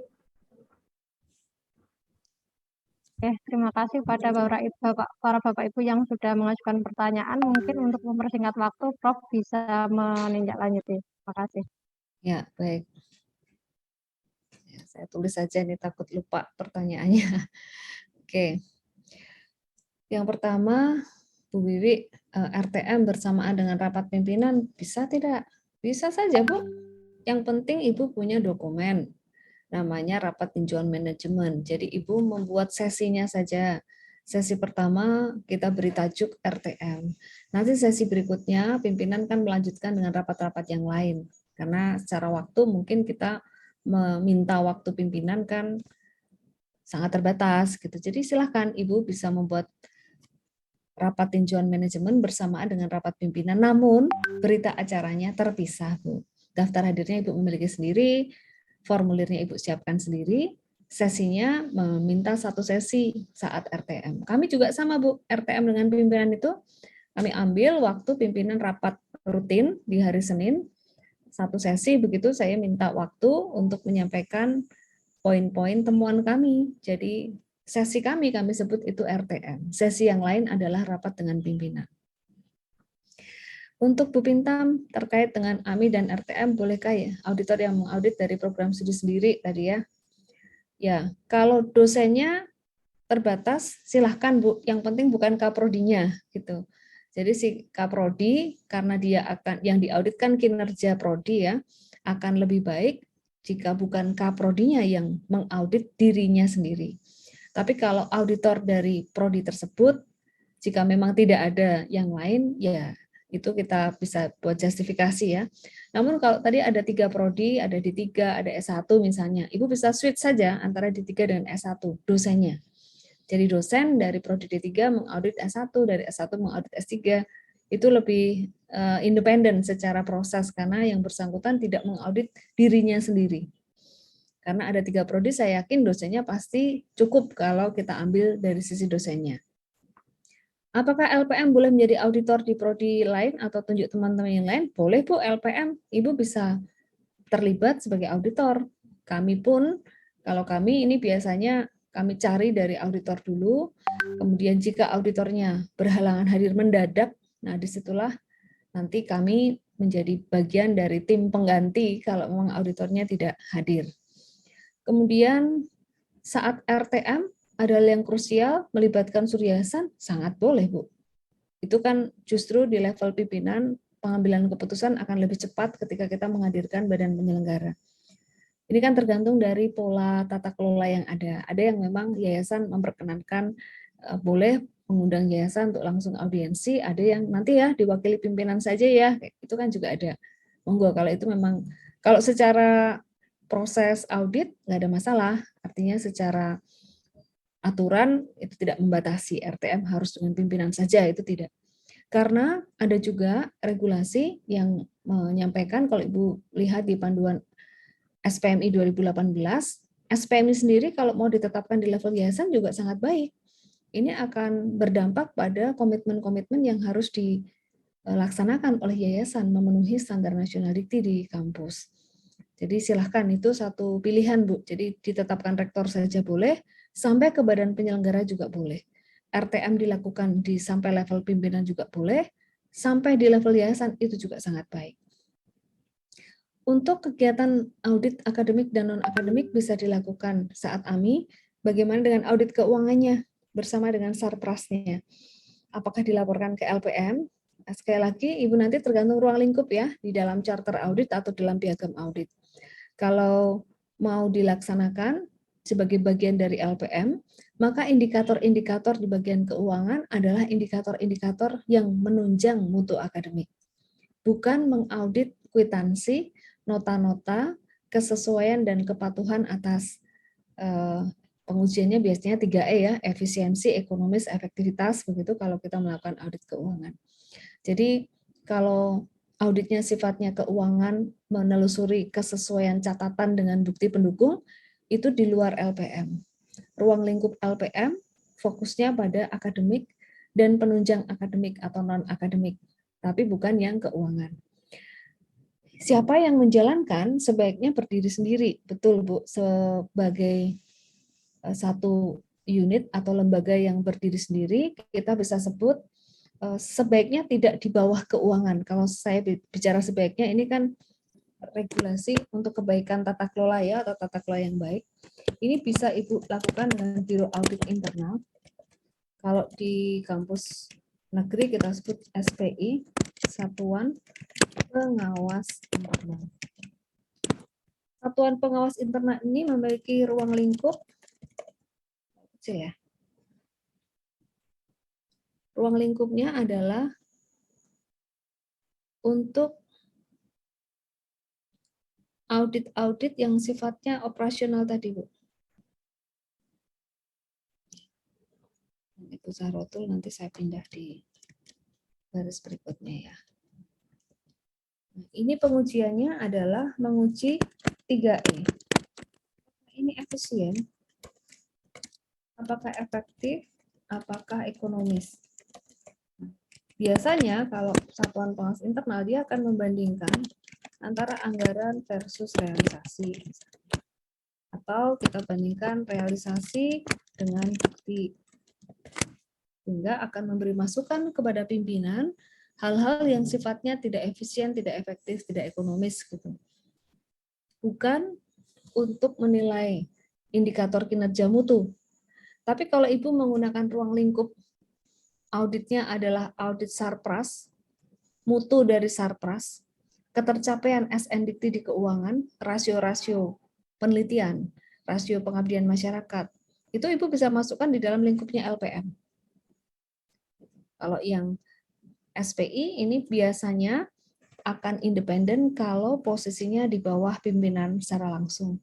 Jadi yang diaudit justru bagian keuangannya, bukan kalau kita lihat kalau bagian dia diletakkan di bawah keuangan maka independensinya menjadi kurang. Three line of defense atau model pertahanannya, Bu, kalau kita lihat model tata kelola dalam konsep tata kelola yang baik, maka sebenarnya LPM dengan Biro Audit Internal atau SPI ini setara. Yang satu memberi masukan kepada pimpinan berkaitan dengan tata kelola keuangannya, yang satu berkaitan dengan tata kelola akademik, ya, tata kelola yang menunjang standar nasional dikti. Ngaten nggih Bu Pintam responnya. Kemudian Bu Zahrotul, best practice-nya bagaimana ya bahasa yang digunakan gitu, bedanya minor dan mayor. Ya sebagai contoh begini Bu, kalau kita menggunakan atau memilih temuan-temuan yang sifatnya minor, misalnya ya, kita hindari kata-kata yang terlalu abstrak begitu. Misalnya ya, ini yang dihindari ya. Saya pakai yang dihindari dulu. Prodi, apa kecil.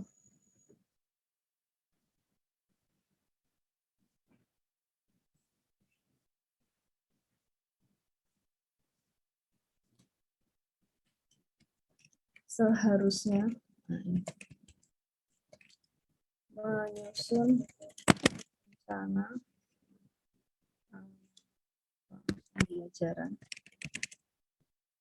setiap semester ya. Jadi kata-kata yang terlalu strong, Bu.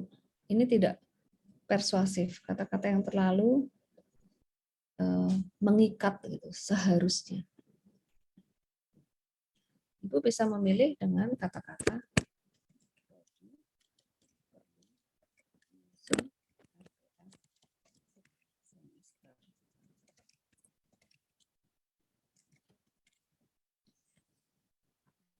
Nanti kalau perlu, apa enggak wajib? Ya wajib.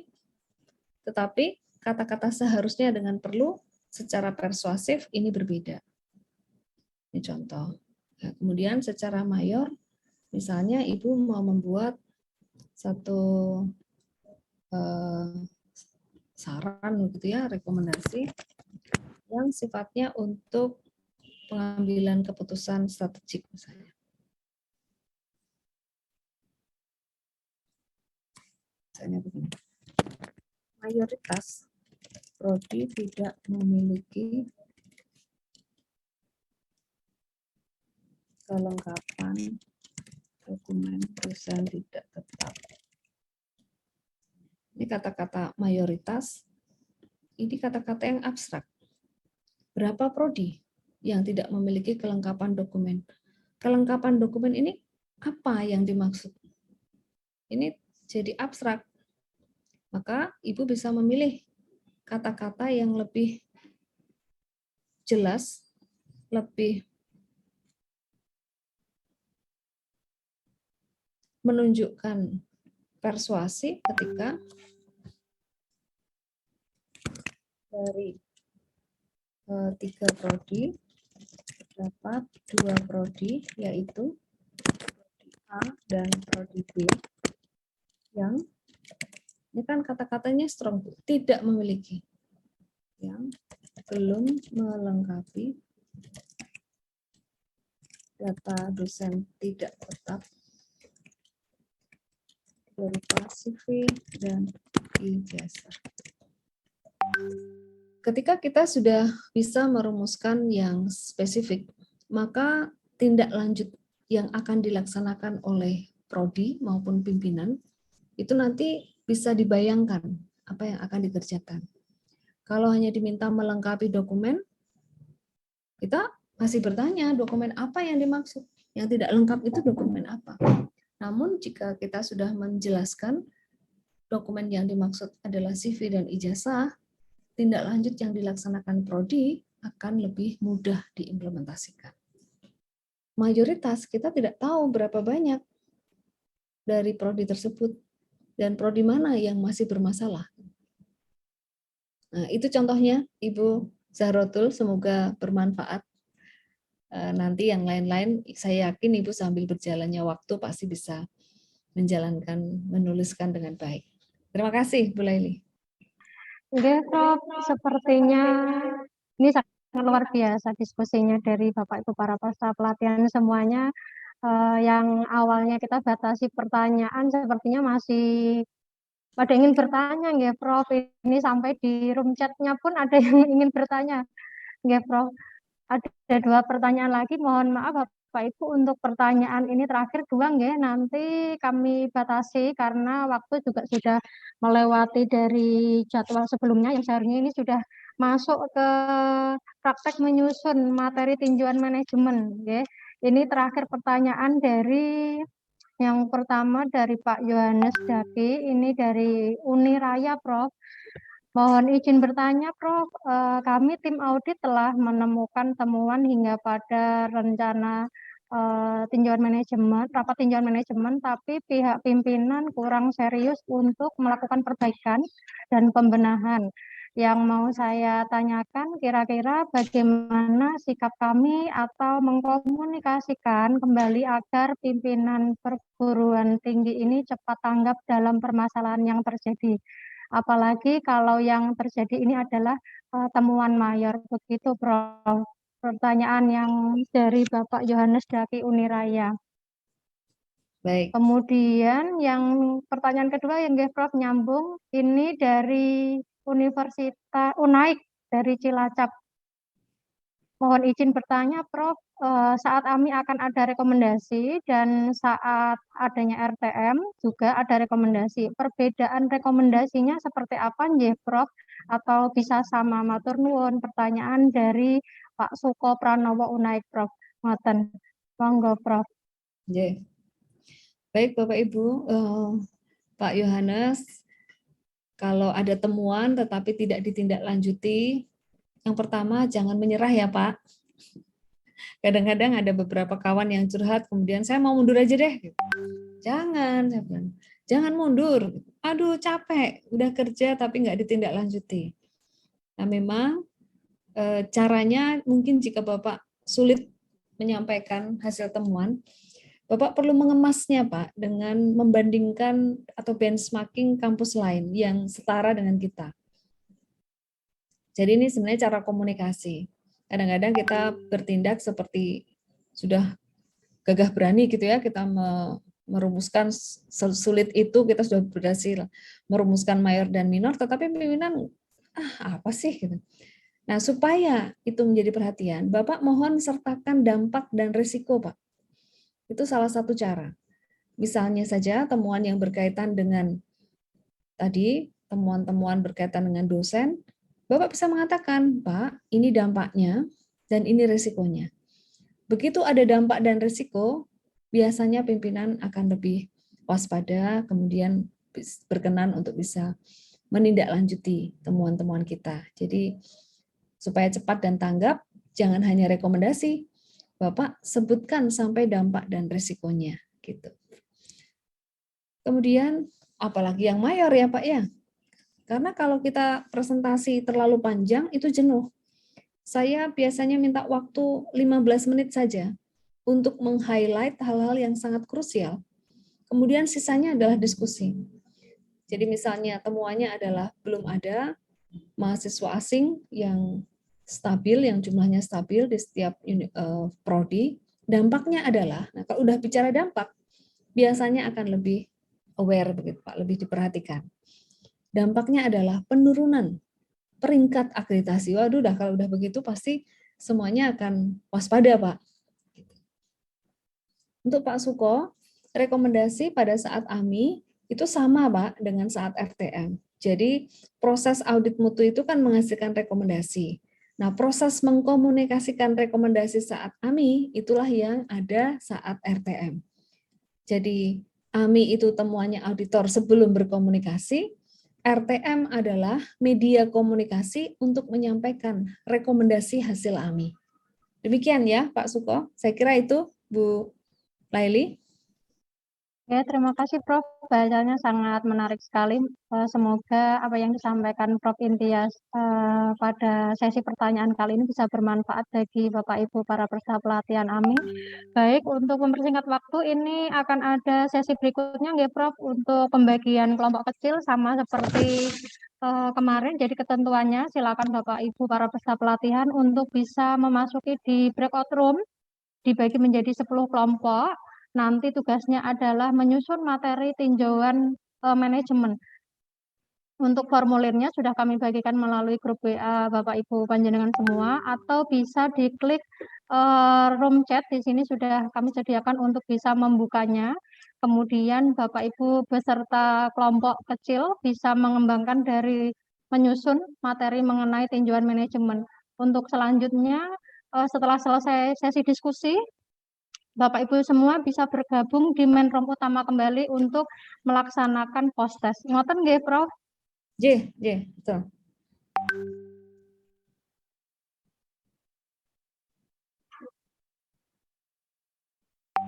Oke, untuk mempersingkat waktu, Bapak Ibu bisa mulai untuk membreakout room dimulai dari kelompok 1 sampai dengan kelompok 10. Kami persilahkan.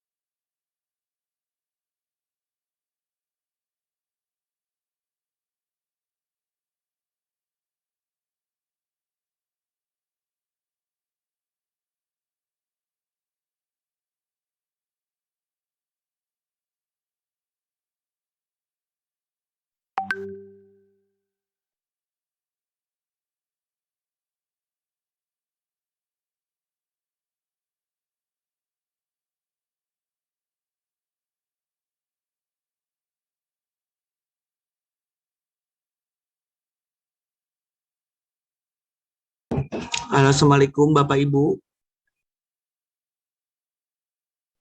Waalaikumsalam warahmatullahi wabarakatuh. Waalaikumsalam warahmatullahi wabarakatuh. Salam. Ngerjain tugas lagi ya? Iya, tugas 3 dari terakhir. Dari yang kemarin ya, dari tugas yang dikirim kemarin itu kan? Ini tadi ada link loh di grup yang besar, tapi aku belum itu apa namanya? Belum download. Udah terlanjur masuk join breakout room. Ada yang udah download belum ya? Yang ku kirim ke itu bukan yang formulir 9. Anur 09 formulir RTM. Oh iya, iya betul. Ya itu. Pak Rohmadi bisa di share screen kan Pak? Mohon maaf Bapak Ibu, saya lagi kurang sehat. Aduh. Ini saya sambil uji ya. Mohon maaf. Ya. Oke, yang di share screen yang terakhir tadi ya. Iya, yang terakhir. Itu ngambil datanya dari yang kemarin kan? Dari yang kemarin dikerjakan ya. Yang tugas 2.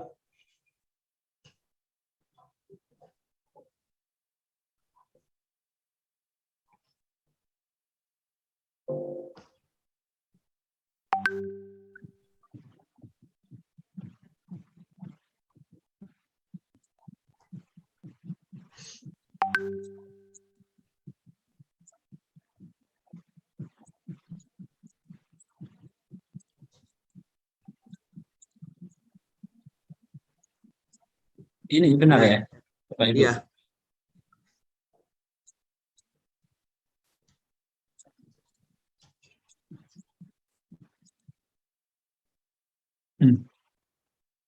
Share screen telah dihentikan. Ke trouble nih kayak keluar sendiri lagi. Iya. Ada masalah sepertinya nih. Coba lagi sekali.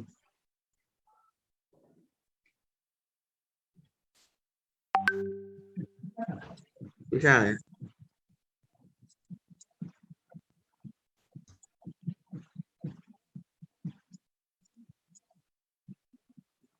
Seperti ini sudah. Ya.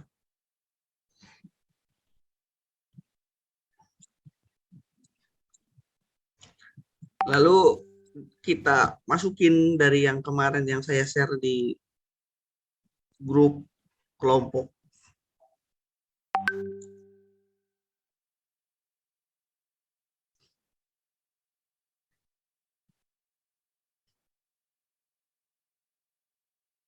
Itu yang di grup kelompok 3 tugas 2. Kelompok 3 tugas 2. Iya. Berarti yang kemarin tak Fauzi edit ya? Iya, udah saya edit sebagian. Sebagian lagi belum. Nah, berarti ini gimana ngerjainnya? Kalau ada yang belum diedit. Yang belum diedit kan yang ininya aja, Bu. Apa namanya? Yang bawahnya kita kasih 4.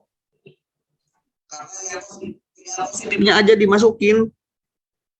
Temuannya itu temuan positif semua. Itu aja sih sebenarnya. Sisanya udah saya edit. Yang dari kelompok lain juga masukannya udah juga ya, Pak? Cuma yang udah dikumpulin kan. Yang kita nilai 4 itu berarti dari kelompok 11. Suaranya hilang-hilang Pak Fauzi, nggak dengar. Ya, yang ini udah saya edit. Cuma kalau nomor 10, 11, 12 kan nilainya 4 kita kan. Jadi harus itu deskripsinya full yang bagus-bagusnya aja gitu sebenarnya. Kan sebelumnya kita ngerjain. Bu Uji bisa bantu Bu Uji?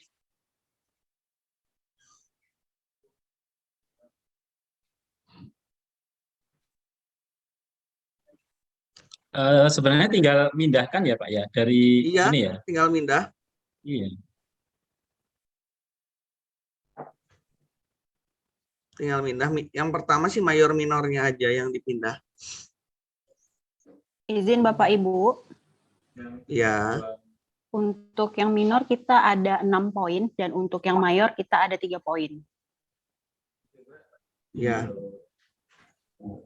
Nomor 10, 11 sama 12 itu kan udah bagus semua ya kan Pak? Berarti Ya. itu Ya. tidak kita masukkan lagi ya ke Iya, tidak dimasukkan. bagian ini.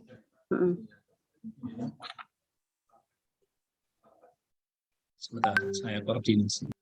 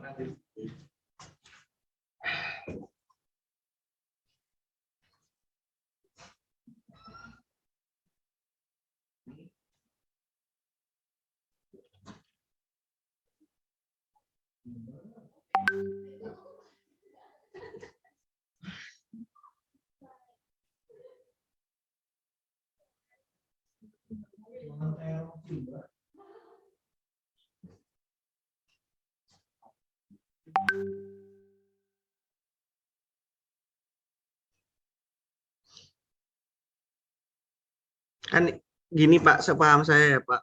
Ini hanya ini. Sepaham saya kan yang nomor 1 misalnya visi misi, temuan yang negatifnya adalah karena tidak melibatkan, kan itu nomor 4. Deskripsi temuan auditor nomor 4.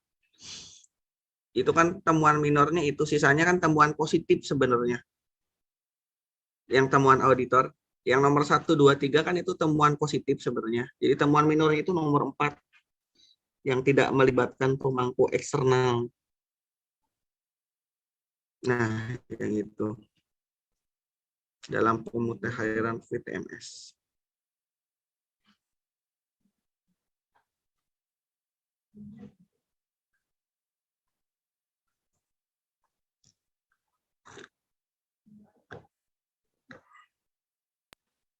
Sepaham saya Ini sih kita seperti copy. barangkali. Iya, yang nomor 4-nya aja.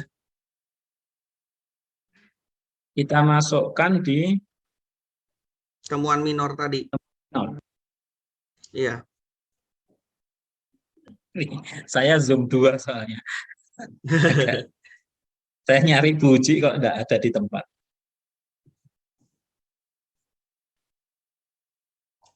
Empatnya dihapus Pak itu Pak. Si sepaham saya seperti itu. Barangkali ada yang punya pemahaman yang Sebelum lain. lanjut lebih lanjut dulu ibu-ibu, bapak-bapak, nggih.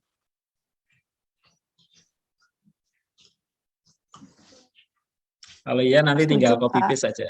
Nanti Setuju Pak. Yang dicari kan kalau temuan mayornya nggak ada, berarti nggak usah diisi kan ya. Tapi Iya, kalau Pak. temuan mayor bisa jadi ada temuan minor.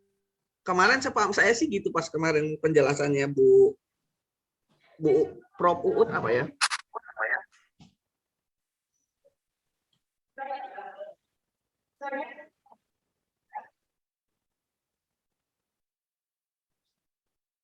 Yang lain gimana, barangkali ada. Itu tulisan 4-nya dihapus dulu Pak. berarti mayornya kosong ya Pak ya untuk visi misi. Iya. Begitu kan, berarti kalau seandainya tidak ada temuan mayornya berarti kan kosong. Kosong. Tapi kalau mayor mungkin saja ada minornya gitu. Kemarin sih saya paham. Ya kemungkinan ya, oke. Iya. Betul ya, ya. Misalnya ini mayor Pak, yang nomor 2 Pak. Coba. Iya. Nomor Saya 2 copy itu dulu standarnya.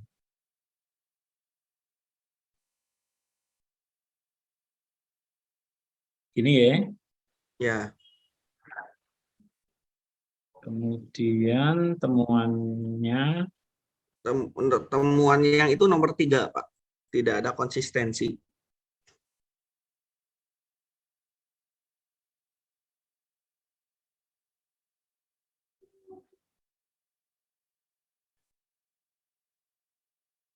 perlu diringkas lagi nggak Pak seperti ini? Nggak perlu ya? Ya apa adanya di copy gitu. Iya, sepaham saya sih gitu, Pak. Tapi ya barangkali yang lain tadi pas mendengarkan, pas saya lagi tidak fokus atau gimana gitu.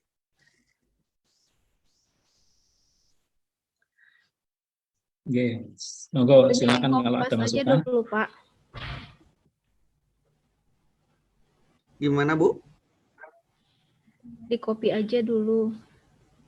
Oh, copy dulu aja ya. Ya.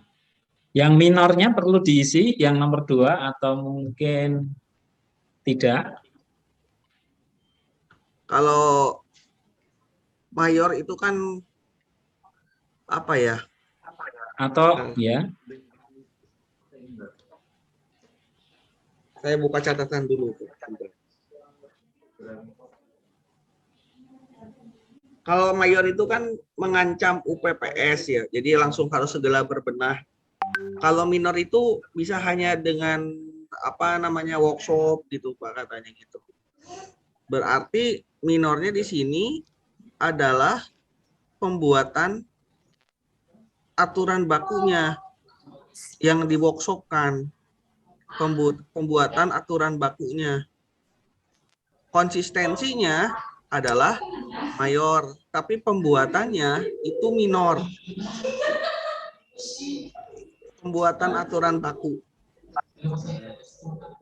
Karena pembuatan aturan bakunya sepaham saya itu bisa dengan workshop.